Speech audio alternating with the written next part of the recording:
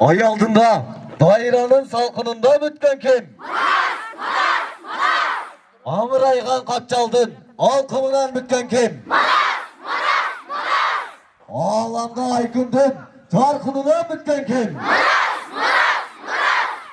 Hümetti köse kaçmagan düşördüm kızı kaçlagan batır. Hümetti köse kaçmagan körkümdü kızı kaçlagan batır.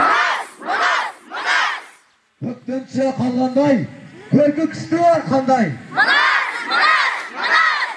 Derden çığa kalganday, diğer katargan balbanday batır.